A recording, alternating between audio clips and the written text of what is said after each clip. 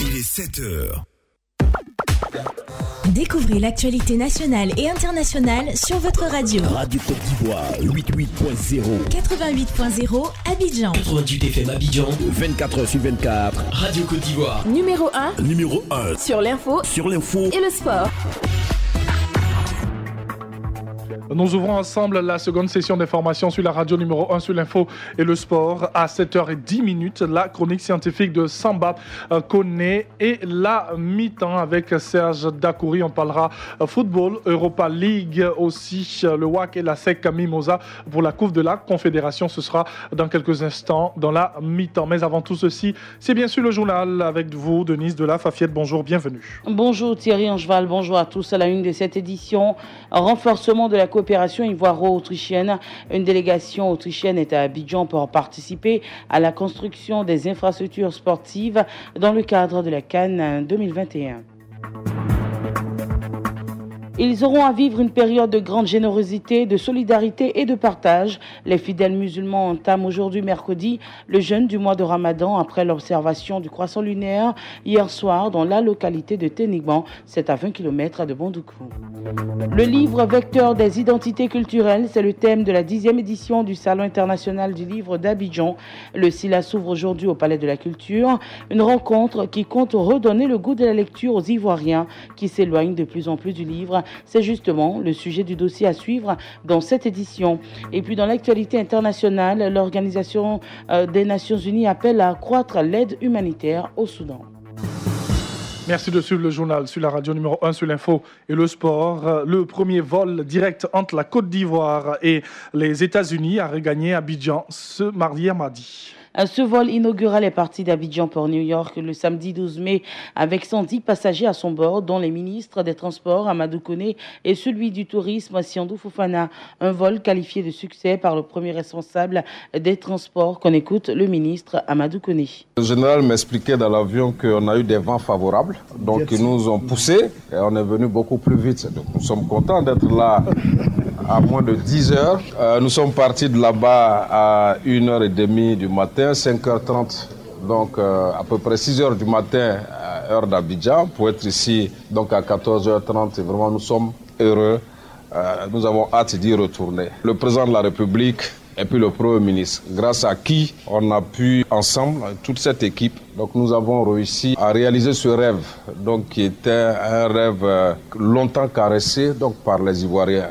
Donc je voudrais leur dire merci pour ce beau cadeau qu'ils offrent donc à la Côte d'Ivoire et à la sous-région. Les entreprises autrichiennes veulent explorer le marché ivoirien. Le choix de la Côte d'Ivoire, selon l'ambassadeur d'Autriche au Sénégal, n'est pas un hasard parce que notre pays figure parmi les économies les plus dynamiques et les plus ouvertes au monde. La délégation autrichienne est à Abidjan à l'invitation du gouverneur du district d'Abidjan dans le cadre des préparatifs de la CAN prévue pour se tenir en 2021 en Côte d'Ivoire.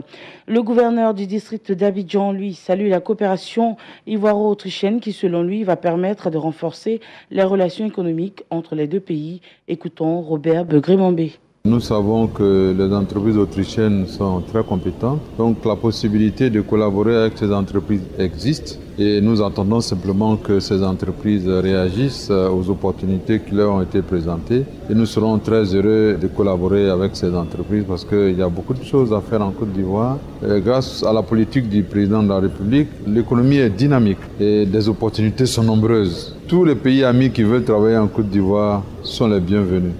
Et les femmes entrepreneurs de l'espace CEDEAO vont être mises en réseau afin de rendre visible leur contribution dans l'économie. Le projet 50 millions de femmes se parlent a été lancé donc hier mardi par la CEDEAO. Il s'agit à travers cette plateforme de faciliter l'accès au financement, à l'information, l'encadrement et le partage d'expériences. Les points focaux des cellules genre des pays membres sont en atelier à Abidjan. La suite avec ce thème, l'enfant au cœur des familles. C'est autour de ce thème que la Côte d'Ivoire a célébré hier, à l'instar des autres pays du monde, la Journée internationale de la famille. La cérémonie officielle a été organisée cette année dans la commune d'Abobo et a permis au professeur Mariatou Koné, ministre en charge de la famille, d'interpeller les familles justement sur leurs responsabilités face au devenir de chaque enfant. Les familles ivoiriennes, elles, se disent prêtes à fournir des efforts pour des familles harmonieuses et en paix en Côte d'Ivoire. La première à s'exprimer est Yesso Hélène. Elle est la présidente de la Fédération des femmes pour la paix mondiale, section Côte d'Ivoire. Il est important que nous puissions nous investir pour faire de nos familles des familles qui peuvent contribuer à la construction même de la société. Et il est important pour les parents de prendre conscience qu'ils sont les premiers responsables de l'éducation de leurs enfants. C'est à eux que revient la responsabilité de transmettre l'éducation morale à leurs enfants et donc de ne pas se déroger à cette responsabilité-là qui est capitale. Koulibaly Mamadou Soromidio, président du conseil d'administration de la FENAI-PERSI, nous devons aider l'État de Côte d'Ivoire en sensibilisant les victimes, en leur disant d'être en leur disant que d'être un peu indulgent vis-à-vis de l'État, parce que ça montre qu'une fois de plus, le chef de l'État et le gouvernement pensent à la famille, puisque ces victimes sont dans des familles. La lune a été observée hier mardi en Côte d'Ivoire, ce qui marque le début du mois de Ramadan pour les fidèles musulmans.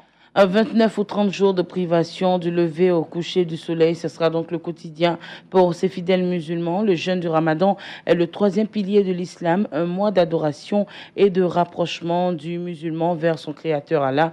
Les musulmans doivent donc observer certaines dispositions lorsqu'ils jeûnent. Les précisions de l'imam Dosso Amadou de la mosquée ATCI à la Riviera. Les croyants sont ceux-là qui, lorsqu'ils sont invités par Dieu et son messager, disent automatiquement « nous avons entendu et nous allons obéir ». Les croyants ne cherchent pas à philosopher. Les croyants ne cherchent pas à faire de la logique pour aboutir à l'abandon de la recommandation. Obéir à Dieu et jeûner le mois de Ramadan est un privilège et une détermination du degré de notre acceptation de notre religion. Celui qui refuse de jeûner sans raison de maladie ou de voyage est considéré ne pas être un musulman pendant cette période de Ramadan. Le jeûne du mois de Ramadan consiste à ne pas manger, à ne pas boire, à ne pas avoir de rapports sexuels pendant une période. Au cours de la journée de Ramadan, il est important de faire attention à notre comportement, à nos paroles, car le messager sallallahu alayhi wa sallam nous dit, il dit celui qui ne s'abstient pas de dire des grossièretés, Dieu n'a aucunement besoin qu'il s'abstienne de manger et de boire. Et un mot de santé dans ce journal. Depuis hier lundi, les urgences médicales du CHU de Trècheville sont fermées pour des travaux de désinfection et d'aseptisation qui vont durer 2 semaines. Les services de pédiatrie, de chirurgie, de radiologie sont fonctionnels, a précisé le directeur général du CHU de Trècheville, Yao Etienne. Le dossier du jour. Et c'est bien connu, les Ivoiriens ont une aversion pour la lecture. Une situation qu'ils expliquent avec différents arguments à l'occasion du Salon international du livre d'Abidjan, le SILA, qui s'ouvre aujourd'hui. Sorosita s'est intéressée à la question. Elle a recueilli les avis de quelques Ivoiriens dans ce dossier. La meilleure façon de cacher des billets de banque à un Ivoirien consiste à les placer entre les pages d'un livre. De la sorte, c'est sûr que jamais ce dernier ne pourra les retrouver. C'est une boutade bien connue des Ivoiriens, mais qui relate souvent l'aversion que les Ivoiriens ont pour les livres. Josette déclare à Bondio, non, les Ivoiriens ne lisent pas beaucoup, c'est un fait. Mais il faut dire aussi qu'on a habitué les Ivoiriens à 2 genres de littérature. Il y a la littérature étrangère, française, de tout le monde entier. Les Ivoiriens n'ayant pas pris l'habitude de lire quand ils étaient petits, quand ils étaient collégiens et tout, ont la paresse de lire des livres qu'ils appellent trop compliqués parce que ça fait appel à trop de réflexion. Ce qu'ils veulent, c'est la télé-réalité. Les raisons avancées varient d'une personne à une autre. Philiscope. Les gens ont un peu délaissé la lecture au profit des nouvelles technologies, à savoir Internet. De nos jours, c'est pas du tout évident de trouver que ce soit un élève, que une personne lambda en train de lire. Je pense qu'il faut faire encore un travail auprès des élèves, auprès des petits, afin qu'on puisse leur redonner encore le goût de la lecture. Certains s'empressent de dénoncer les coûts trop élevés des livres. Le coût, pour moi, ne constitue pas un frein. Mais c'est surtout l'accès aussi du livre qu'il faut voir. C'est-à-dire que si moi je sors de chez moi, j'ai au moins 3 maquis autour de moi. Mais pour avoir une bibliothèque, il faut peut-être aller à Sokosé, il faut aller encore à Cocody Centre, il faut aller au plateau. Donc ce que je mets dans le transport, ajouter au prix du livre peut me revenir cher. Aujourd'hui, il est avéré que la qualité du niveau des étudiants, intellectuels et cadres ivoiriens a baissé. L'explication pourrait se trouver de ce côté-là. Pour y remédier, certains préconisent de multiplier les bibliothèques. Mais imaginez une grande commune comme Cocody où vivent tous les cadres, tous les grands intellectuels de la Côte d'Ivoire qui se veut un pays émergent et qui n'a même pas une seule bibliothèque. Où voulez-vous aller avec ça? Une grosse ville comme Bouaké n'a de bibliothèque que le Chac culturel Jacques Aka et qui est défaillant. La puissance des livres à communiquer le savoir, à favoriser l'éveil culturel et à développer l'esprit critique est indiscutable. Malheureusement, la génération actuelle n'a que faire de ces avantages. Pour les quelques amoureux de la culture livresque, les décideurs devraient multiplier les communications sur les multiples vertus de la lecture. Un dossier que nous a proposé sur Ocita. Et pour revenir au SILA 2018, des stands d'exposition, des séances de dédicaces, des rencontres professionnelles, des conférences, des ateliers et séminaires vont donc meubler cette rencontre.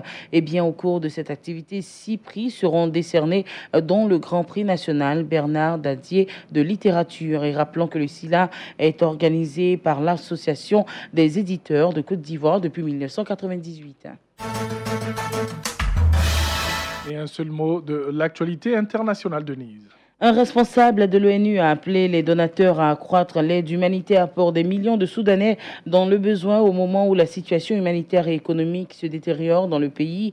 Des millions de Soudanais ont été déplacés par les guerres et ont trouvé refuge dans les camps. En février, l'ONU s'était donc déjà alarmée du fait que la crise économique rende bientôt plus d'1,5 million de personnes supplémentaires dépendantes de l'aide pour survivre. C'est la fin de ce journal. Nous rappelons quelques titres.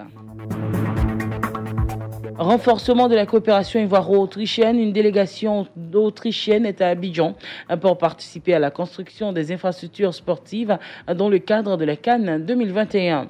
Ils auront à vivre une période de grande générosité, de solidarité et de partage. Les fidèles musulmans entament aujourd'hui, mercredi, le jeûne du mois de Ramadan après l'observation du croissant lunaire hier soir dans la localité de Téniban. C'est à 20 km de Bondoukou.